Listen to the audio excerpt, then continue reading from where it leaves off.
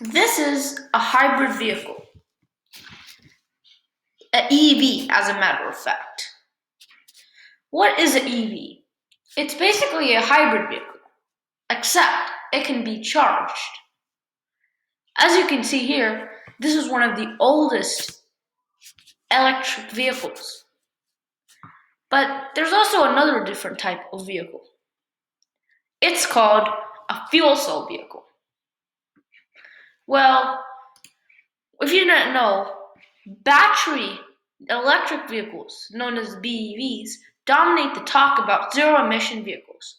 And cars like the Chevrolet Bolt EV, Tesla Model 3 are well known examples of BEV technology, also known as rechargeable batteries in cars technology.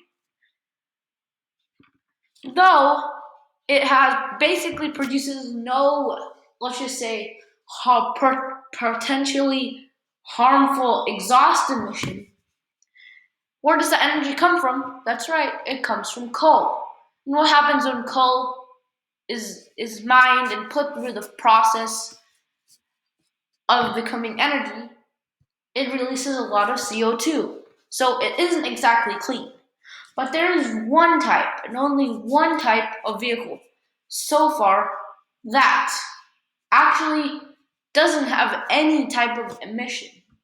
Or he doesn't have exhaust, he doesn't have a secret exhaust, kind of like the electric vehicle. And no, it doesn't use solar panel either. This is a type of vehicle that can charge in 5 minutes and get you a whole 400 miles. But there are a few problems though. First of all, to build a gas station for one of these vehicles, it costs $2 million versus a measly $300,000 for gas vehicles and only $50,000 for a Tesla supercharger station. This is why there's only about 100 of these chargers in the whole USA. And most of these chargers are in California. That's why you may be seeing lots of these fuel cell vehicles in California.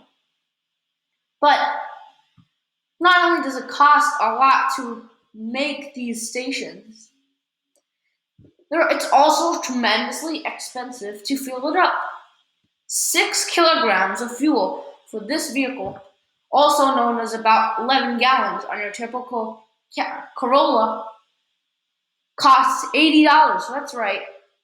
Instead of costing a measly $40 to $50 compared to a hybrid car, which only takes $20, this takes $80 just to go 400 miles.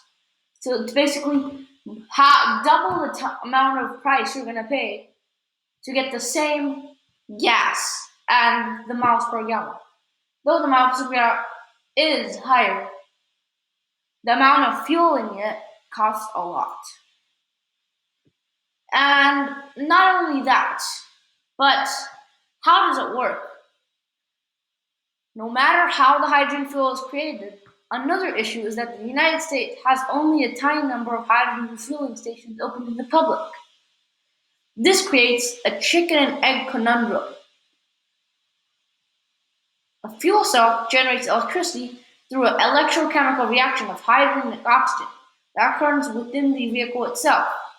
In contrast, the electricity for a BEV is generated outside the vehicle and stored in the vehicle's battery pack.